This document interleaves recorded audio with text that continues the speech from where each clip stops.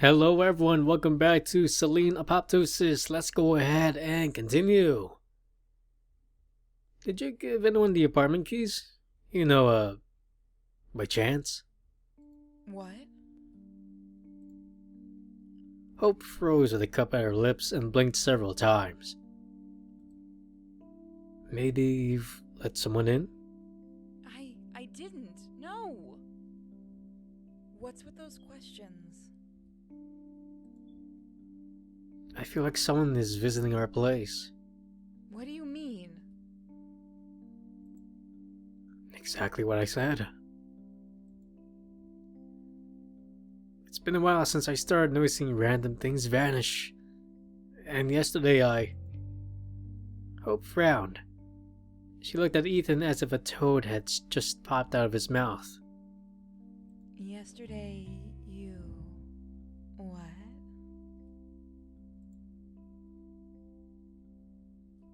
I'm gonna be honest with her. She might not understand, but it's best to do this.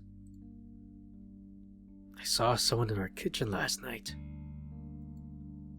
Some girl. The deep line on Hope's forehead disappeared. She leaned back in her chair and laughed, throwing her head back. What a show you put on. Okay, fine, I confess. I did steal your cupcake. I mean, am I supposed to? I barely see you lately, so sweet pastries are my best shot to get some fun at night. Damn, I didn't realize you still remembered that cupcakes even exist. It was lying around the fridge for what? 3 days?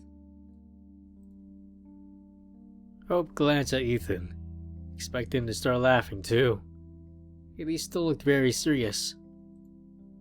She noticed for the first time that the whites of his eyes were pinkish and full of broken capillaries. Her smile slowly faded. Come on, maybe you left the keys unattended somewhere? I always leave my keys when I'm in the office, but I'm pretty sure there's no cat burglars among my colleagues.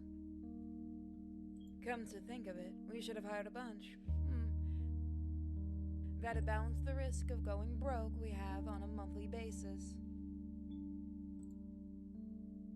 You sure none of your colleagues would play a joke on us? A joke? Good God, Ethan. You look like you're about to eat me alive. Take a bun instead. Tastes better, trust me. Hope pulled her chair closer to Ethan and took his hand. Please, hon, promise me you'll take a break after that project of yours is finished. I mean, one psycho is enough for our family. You promise? Ethan suddenly felt like a total idiot. A tired, total idiot. A naked girl in their kitchen? Yeah, sure. It probably overworked to the point he started being delirious at times. Maybe even walked in his sleep. He squeezed Hope's fingers lightly. I promise. Sorry, I'm a moron. I probably stopped seeing the difference between dream and reality. Why don't you call Laura? No, shrink is the last thing I need right now. My bad, sure. But that'd be just too cruel. What I need is to finish that project. After that, all the gears in my head will fall into place. I give you my word. Oh, don't be like that. I mean, there's no need to start full-fledged therapy anyway. Sometimes, talking through your worries with a professional is all it takes to feel better. At least I shouldn't have pressed you on it. I get that you have enough problems of your own right now. How's it going in your new position? Hope rested her head on his shoulder and shrugged. Not fired yet, apparently. Seriously though, I haven't figured it out yet. Those new responsibilities are exciting, but I always feel like I'm 10 times slower than I should be. I should probably get ready for a nice, fat piece of overtime by the end of the month. Ethan kissed her forehead, closed his eyes, and squeezed the bridge of his nose. Well, I'm not a head of department as of yet, but I seem to have the same stuff on my plate. Just, how do you manage not to pester me with stupid questions? Well, I eat cupcakes at night. You should give it a try. Hope poked Ethan's cheek a couple of times with her finger. Anyway, don't worry. I didn't give keys to anyone, and the only cat anything I've let inside was an actual stray cat. Now that I think of it, it's been ages since we had any company. Maybe we should. A cat? What cat? Hope sighed and pulled away. Please don't get all worked up, okay? At least I'm being open with you. Don't worry, she didn't wander around. Hope, we've talked this over already. We've talked over what? The fact that what I want doesn't really matter? Damn it, Hope. This is my apartment and I... And you're staying here alone now? Hope finished her tea in a couple of gulps. I have to go to the office. She stopped at the door, not turning around. Sorry about the cat. She was really skinny, and I felt sorry for her. I also feel sorry for myself, Ethan, because I'm lonely. Really lonely. This time, Ethan felt like an angry idiot. He got up from the table and reached for Hope. Hope, Don't. I'll start crying. It'll take time. And I don't have any to spare right now. See you tonight.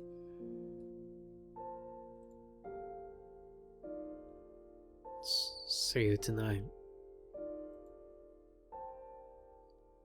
He didn't know what else to say, so he followed Hope into the hall like a silent shadow.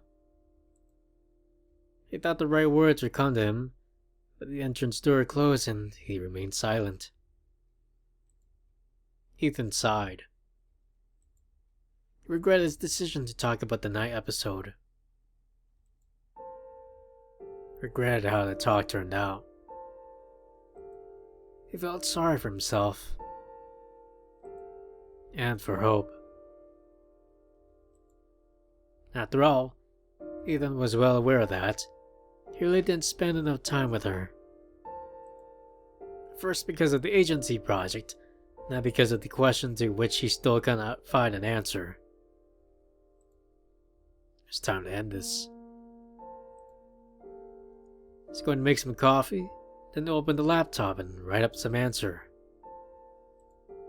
It won't be an accurate one, but it's really time to finish that work marathon. After all, he doesn't even get paid for this time. Ethan nodded to the closed door and turned around, ready to execute the plan.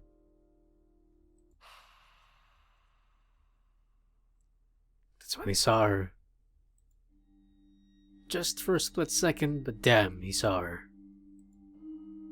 A black-haired girl flashed in the doorway of one of the rooms. Not even flashed, but drifted. Like a... Ethan's mouth went dry. Shadow. Of course, there was no one in the room. This has gone too far. Ethan had gone too far, but he couldn't turn back, even though he was going to. He didn't even make any coffee. He wanted to get rid of that question, get a good night's sleep, and forget about the whole thing. Forget about the shadow that danced in his kitchen. Forget about the pale silhouette that wandered through his apartment.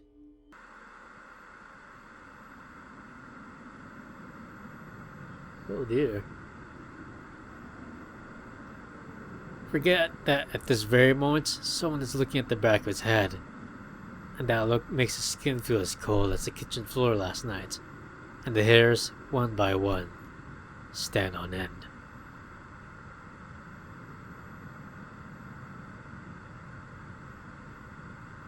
He then clenched his teeth, not with anger, but with some new emotion he couldn't name. The blood hummed in his ears, louder and louder. It will all be over after he writes the letter. It will be over.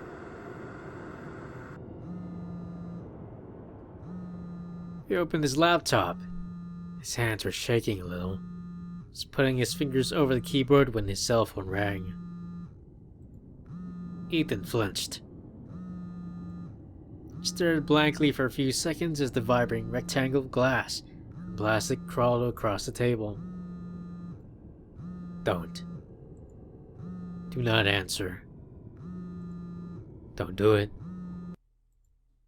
Suddenly he grabbed the phone and pushed the accept button. Ethan himself didn't know how that happened. He just did it. That's all. The phone pressed tight against his ear. He waited for a hoarse, gurgling voice to call his name and tell him to look behind. Or what is supposed to happen in cases like this. Ethan? Hope? Were you expecting someone else, you dolt? Okay, sorry. I'm super uneasy, and so I'm talking nonsense. Yeah. I'm uneasy too. And that was completely true. I just... Look, am I distracting you right now? You are. And I'm very happy about that. Go on. Please. That's great. Look, it didn't come off well at breakfast, right? Yes. I'm sorry. I'm being awful. No, I'm sorry. Both of us have it hard now, so let's try not to fight, okay? Great idea. Why don't we go out tonight? Save for groceries? Counts as going out, if you ask me. I'll go crazy being cooped up like that. Oh, so that's what's driving me nuts. Should go out for a zucchini more often. So what do you say? Okay. I'm going to buy all the zucchini tonight. Hope laughed. Ethan suddenly realized that the blood wasn't buzzing in his ears. No one was looking at the back of his head, and if he turned around, he would only see Hope's socks that she left on the chair again. Hope. Hmm?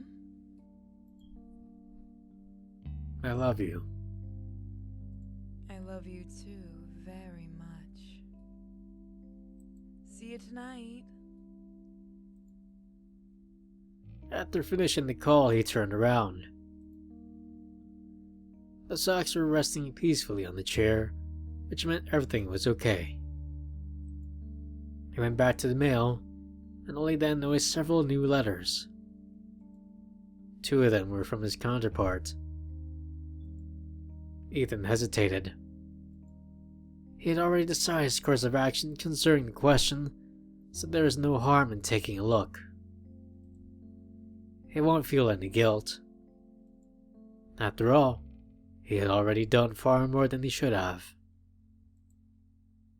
Of course, he is a lifesaver for those who want to sell books mentioning historical accuracy, but having no intention to pay for it properly.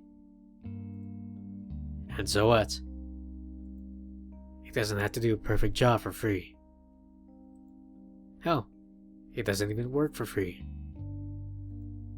That's what Ethan thought. Then he opened 2 letters he got and changed his highly reasonable decision. His counterpart was asking how soon he would get an answer. So, this happened, after all. The tone was very polite and apologetic. He wasn't expecting anything, but he really needed the help of someone competent.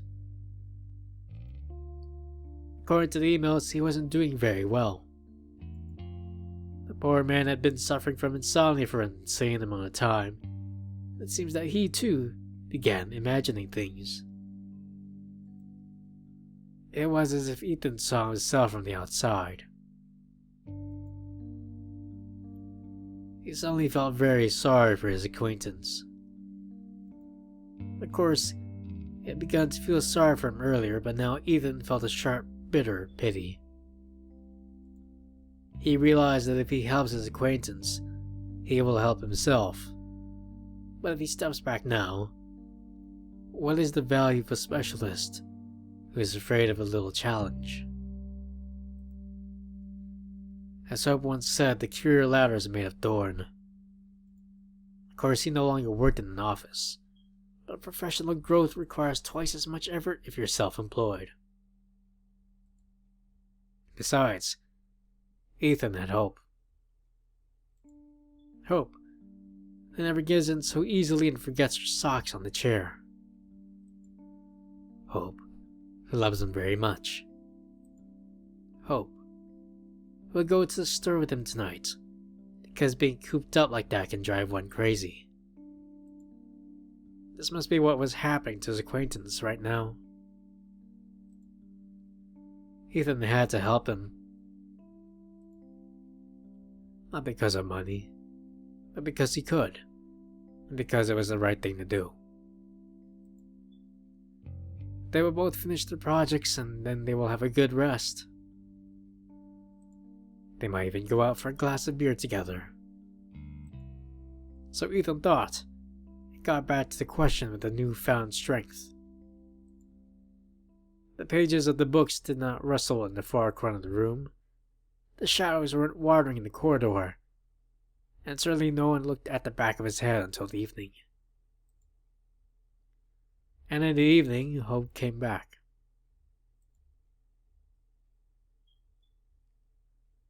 Hope looked up from a magazine and leaned over her armrest. You had a call from the agency? Ethan just got back from the shower. He froze in place, clutching the towel at his waist. Something cold stirred uncomfortably in his stomach. The project. He had completely forgotten about the agency project, and it had been more than 2 weeks. The deadline was very close. He started for the phone, but Hope just waved her hand lazily. Don't worry, I picked it. What did you tell them? I told them you'd stop eating, sleeping, and loving anything other than work, so they'll get those files all nice and shiny. Pretty accurate, huh? Yeah. Just don't pick up my phone again, okay? Hope shrugged. Sure. I mean, it was you who asked me to answer the calls in the first place. Yes, I know. When I just started working for them, it was important to let them see I'm always in touch. Now that I passed the probation period, there's no point in piling this on you any longer. Thank you for covering for me. No problem. If you're getting a call and I'm not too lazy to go pick it up, I can watch your back.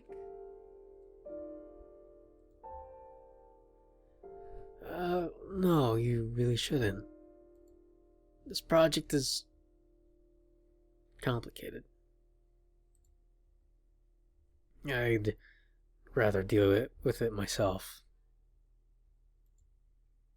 Ethan sat rigid. He never considered himself a good liar, but Hope didn't seem to notice anything. She sighed, pretending to be upset, and rolled her eyes. Well now, guess I'm being fired from an unpaid security position without any honors or compensation. Capitalism sucks. Ethan leaned over, tucked a strand of blonde hair behind her ear, and looked into her eyes. His hand remained on Hope's cheek. Your help is very important to me. Hope's hand went over his. She closed her eyes. I know. I couldn't have done it without you. What else is new? They kissed. When Hope pulled away, she looked pleased, a sly smile on her lips. Are we still going to the store? I'm not sure. They reached for each other again, but the phone gave a shrill ring.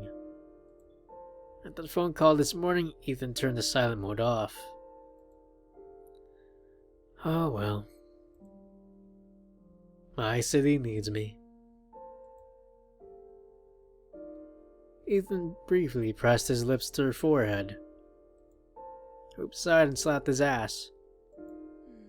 If God existed, he'd really want us to buy some zucchinis. I'll go and get dressed. The call was from the agency. They needed more details and dates. Ethan went out into the hallway and tried to make it sound as plausible as he could. Yes, he understands that the deadline is very close. No, there are no serious hitches in the work. Yes, he will send everything on time. The call finally ended. Ethan's neck and face were flushed by his time. He was a lousy liar after all. Ethan had to catch his breath. When he returned to the room, Hope was reaching for his laptop. What are you doing? Hope glanced at him over the shoulder. This time she looked surprised. Nothing special, really. I just wanted to print out some discount coupons. What about it? Ethan left a bunch of files and tabs open. He had nothing to do with the agency project, and he didn't want Hope to see them. After all, she did know enough about his projects to serve as a sort of secretary. Above all the projects, except the one that Ethan shouldn't have taken, because it wasn't paid for. Maybe his fears were irrational. Maybe Hope wouldn't blame him. But Ethan felt ashamed I didn't want to make any chances after what happened this morning. I have lots of unsaved files in there. Some important information might get lost. Can I print those coupons myself? Ethan felt the heat rise again in his neck and cheeks. Hope stared at him for a few seconds. Ethan couldn't read the expression on her face. That creeped him out. He was ready to hear the reproaches, even agreed with them in his mind, but Hope simply walked away. Sure. I'll send them to your mail.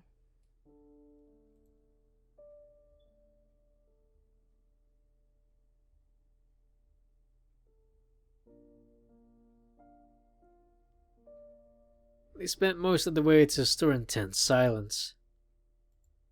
A few times Ethan asked something just to make sure Hope was still talking to him. Hope was, though the answers were dry. She never even attempted to make a joke. It's not that bad, Ethan told himself. It's not that bad at all. If you repeat it again and again, you can buy a little time. But in the end, the anxiety will prevail. It always does. Ethan's mind quickly figured out the owner was trying to trick it, and spat out the chewing gun. At that moment, Ethan got caught in an avalanche of thoughts he didn't want to deal with, and couldn't in his current state. Something had to be done. To be said. But what? Maybe he should actually do something after all. Ethan imagined touching Hope's fingers, and he immediately saw her pulling the hand back, her eyes glistening, as she opens her mouth to ask the question Ethan had no answer to. They'd have to talk one way or another. Ethan didn't know where to start without burying himself even deeper. He'd been thinking about it the whole way, but never came up with anything.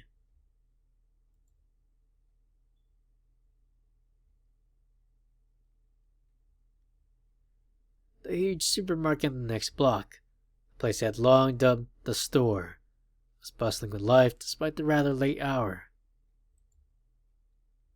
As soon as they entered the large glass doors, the tension began to come off on its own.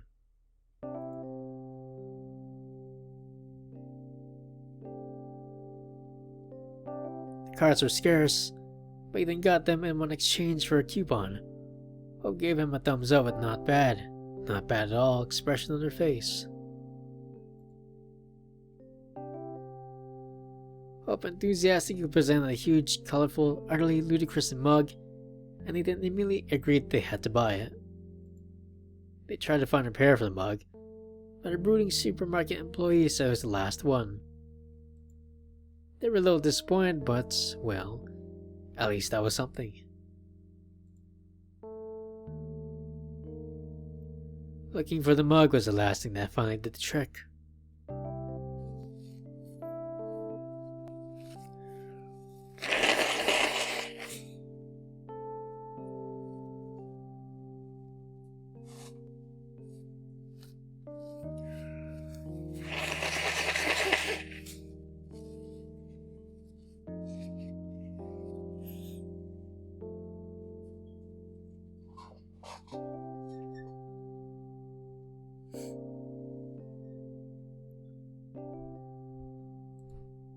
Now they were huddled together, looking for their favorite treats and arguing about which breakfast cereals are the best.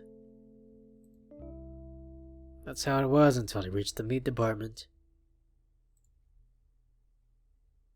I'll go pick something up before it's all cleared. Hope nodded absently. She was stuck at one of the big fridges in the middle of the hall. Okay. I'll be waiting for you here.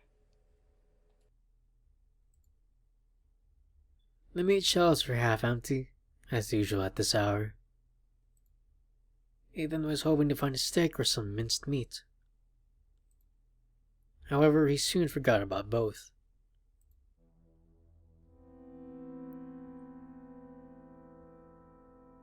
My god, the cat is caked up.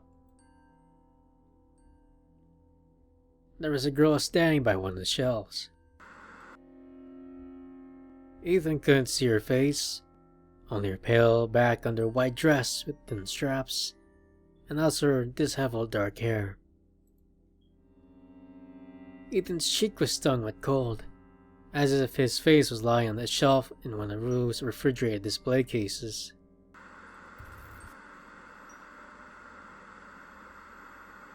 Just between the pork ribs and the lone ribeye in the black polystyrene foam tray. Is that her? Ethan took a few uncertain steps forward.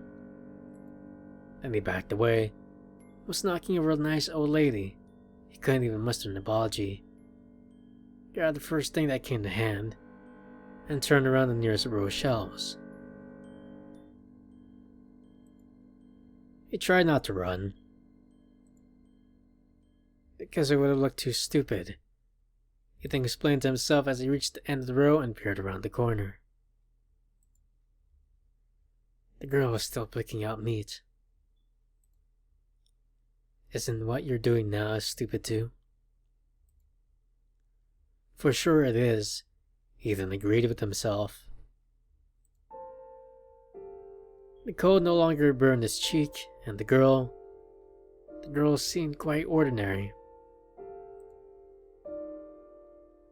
Except she was dressed too lightly for the current weather, but that was still not considered a crime in any of the states. Ethan smiled at his own thoughts. Generally speaking, the girl was rather attractive, and her light clothing allowed one to fully appreciate it.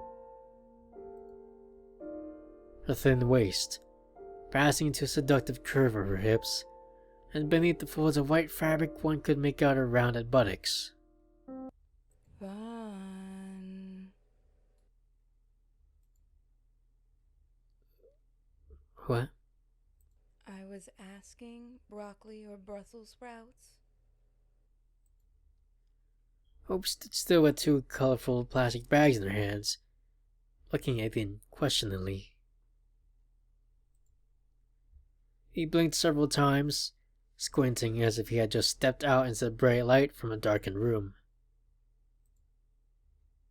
When did he get back to Hope? Why was he holding above Thousand Island dressing? I don't know. He was a little dizzy. Are you alright? Yeah. Never mind. I'm sorry. I was just lost in thought. Hope tried not to look in the direction Ethan had been focusing on for so long. She really tried, but sometimes trying isn't enough, no matter how much effort you put in. That very moment, the dark-haired girl's light dress was floating away from the meat shelves. She must have finally made her choice. I see. For a moment, Ethan thought both colorful plastic bags were about to slap him in the face. But Hope just smiled and tossed the bags into the cart. Ethan heard them crunch loudly as they hit the bottom. Well, let's take a bath. Variety is the spice of life.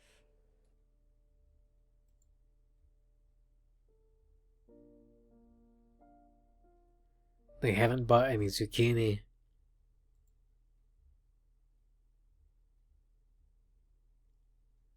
That night he had another dream about the right room.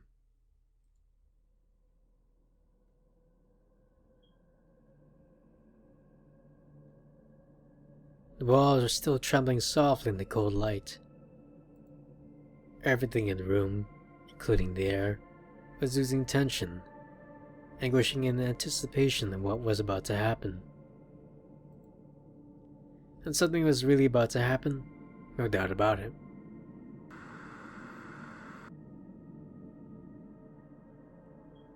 Ethan suddenly realized he was looking at the room from an odd angle. He seemed to be standing on something, but he couldn't feel anything under his feet.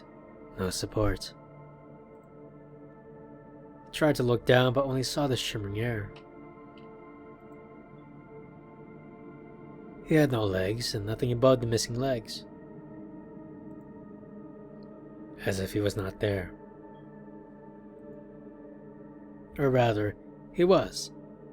The shimmering air, the chipped ceiling, the walls that were still trembling.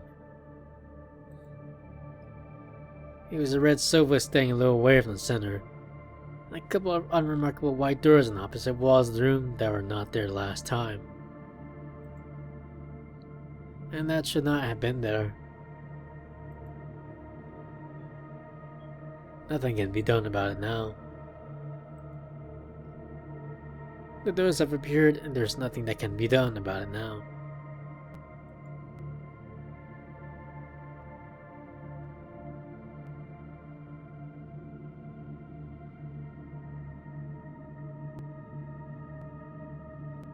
The light grew dim, now pulsating noisily. Still emanating from the room in its entirety, reflecting from the white walls, but most of all, from the twin bra on the wall between two doors that were not supposed to be. For some reason, he then tried to catch the rhythm of the light with his breath, yet he couldn't.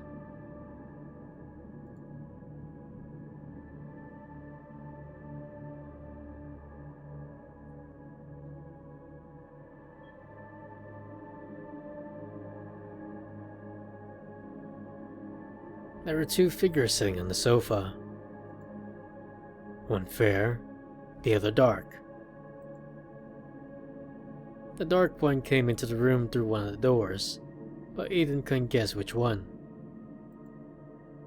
The fair one was Hope.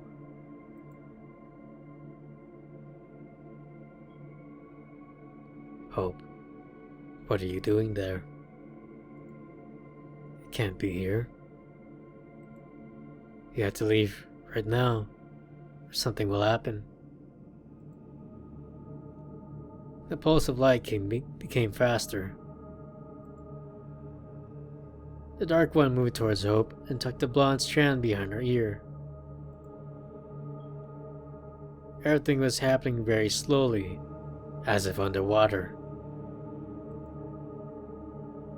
There was something odd about the dark one. Something about her was wrong, but Ethan couldn't guess what. She leaned towards Hope's ear and covered her mouth with her hand, and Hope leaned towards her and listened very carefully, as if they had a mutual secret among themselves. Something was about to happen. They both looked at Ethan, even though Ethan wasn't here, or rather he was nowhere, because no white room ever existed. Then one of them smiled.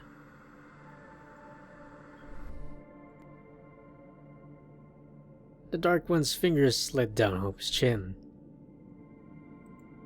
A soft, rounded line. They were no longer looking at Ethan, only at each other, very closely, and were very slowly inhaling the light.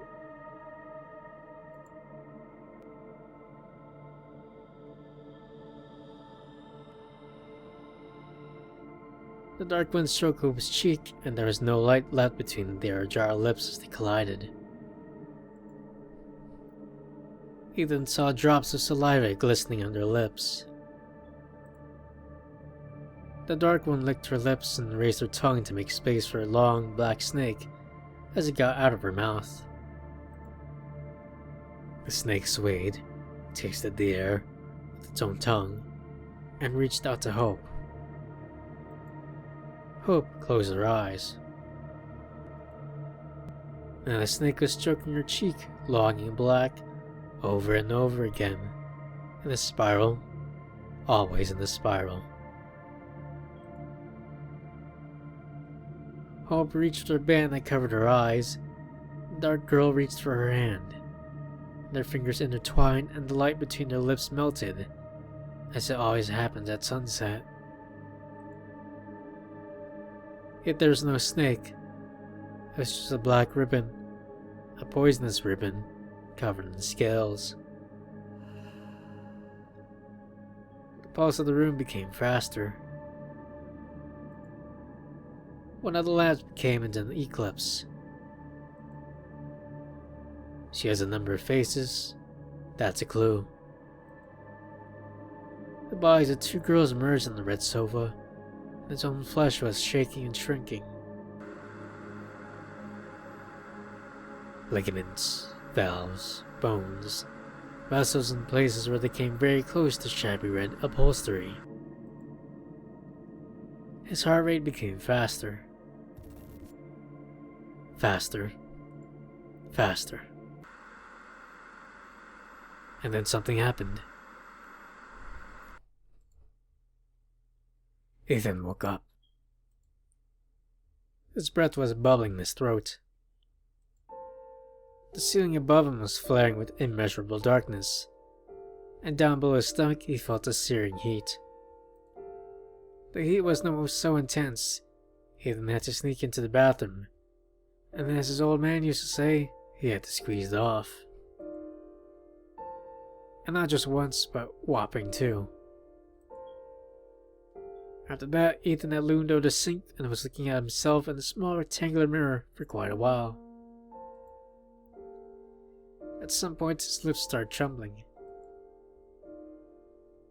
Ethan did not wait to see where this was going.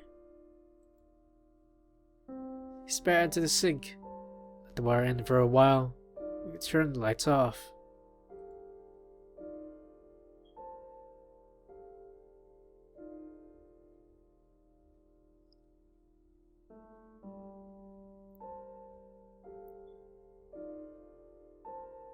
Ethan didn't want morning to come. Oh, something changed. Let me just save quickly.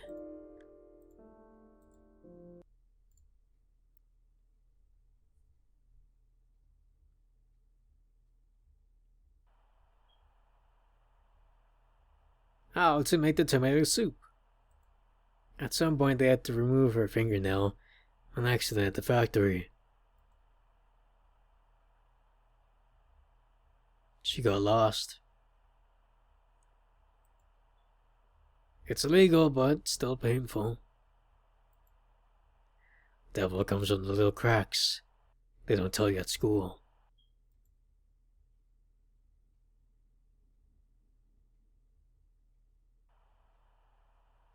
No time to cook? We got an answer on the shelf.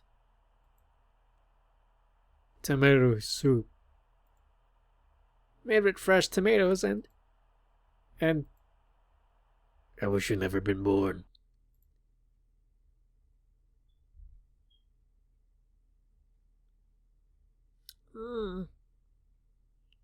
Strange.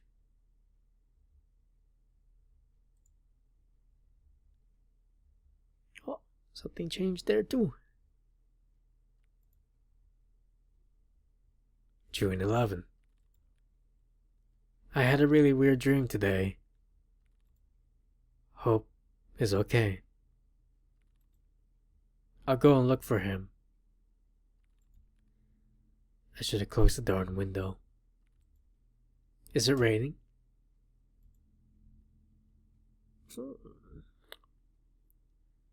He didn't want to wake up, to see anything grudge in Hope's eyes, to listen to the awkward silence and to seize every opportunity to say a word to break it. But morning did come and Ethan was in for a surprise. Everything was fine. Very much so. Hope got up early to make a superior breakfast, the kind Ethan was never able to cook, even when he really wanted to. She was talking to him. She was joking. She listed at least 10 places they would go when their schedules became more relaxed. The nightmare seemed to be over. Simply washed that way down the drain with the rest of all things excess he used to have in his body. The image was so real that Ethan got completely relaxed, let his guard down, dazed by the cute nonsense, waffles with cream and delicious Turkish coffee. Then Hope asked a question. Do you think a darker hair color would suit me?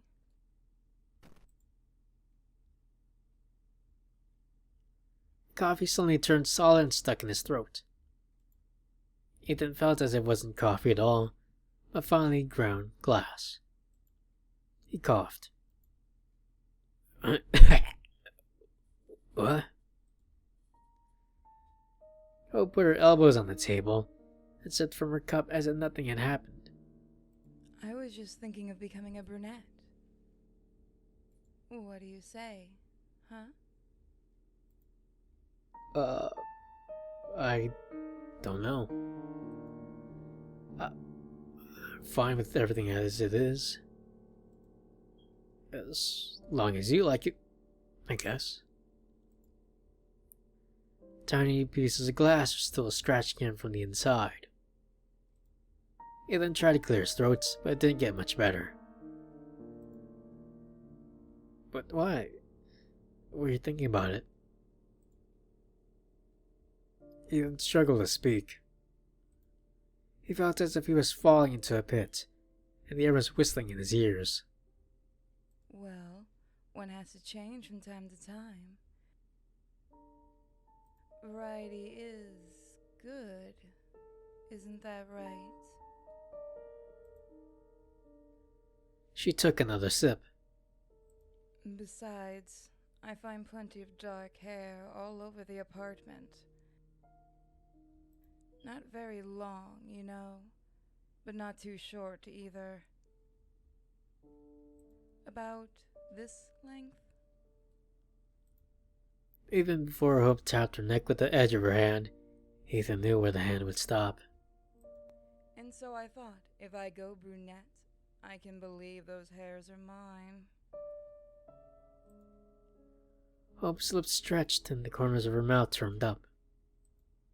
But she wasn't smiling.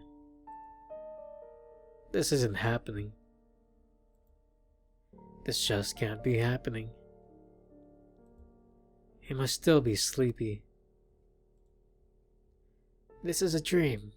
Just a shitty dream. And it will end. Now Ethan desperately wanted morning to come, but morning just wouldn't come for the second time in a day.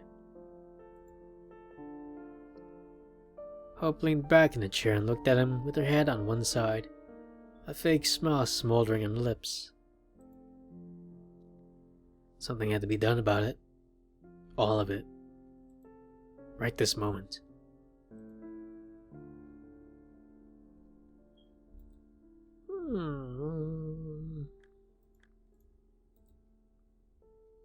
The key to a healthy relationship is to be truthful. Look, something strange is going on. Yeah, I could tell as much.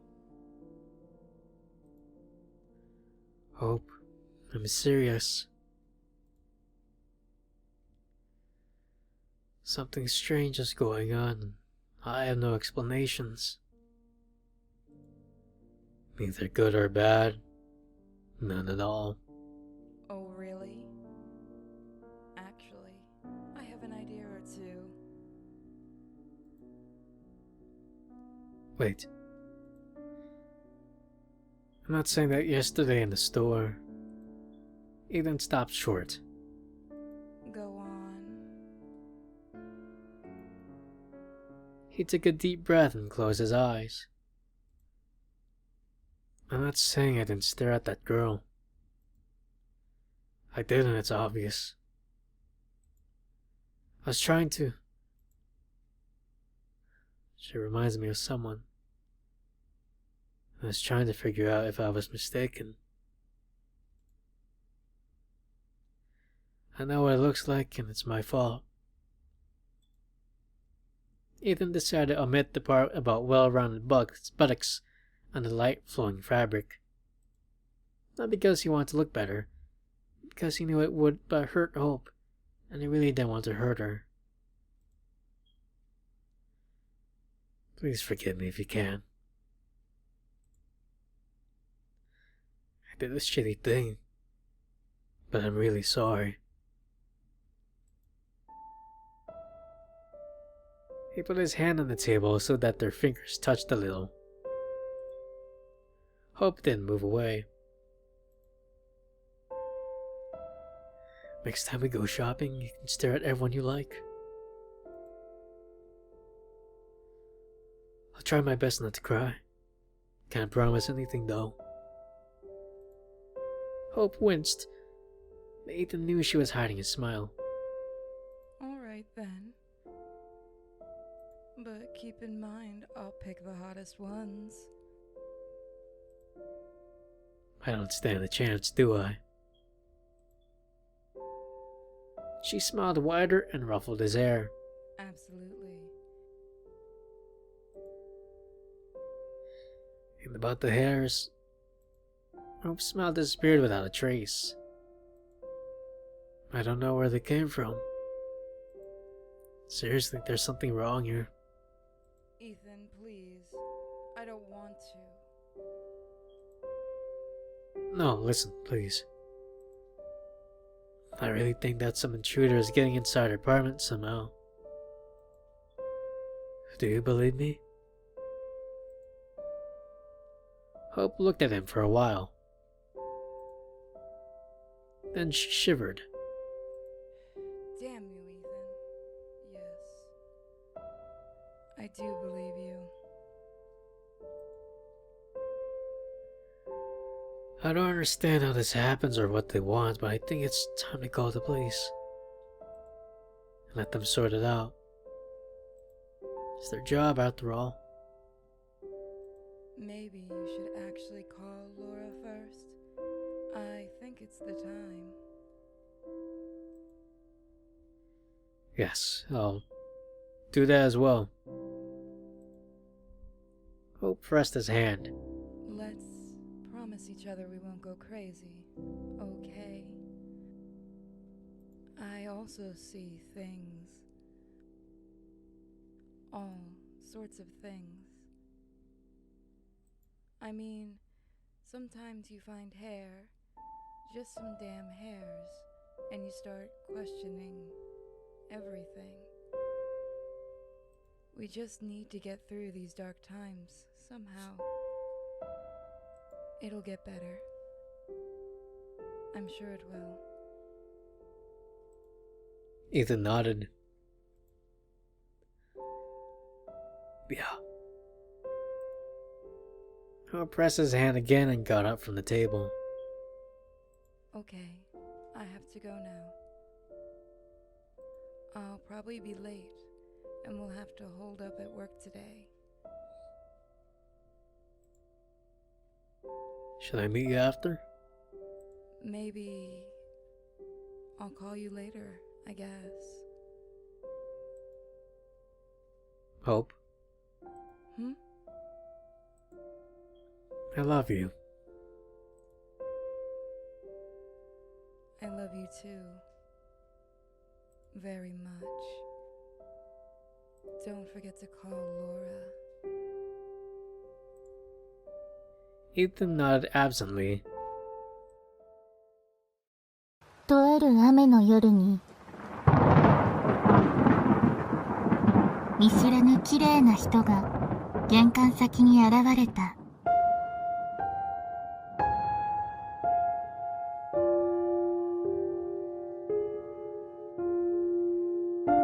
君は彼女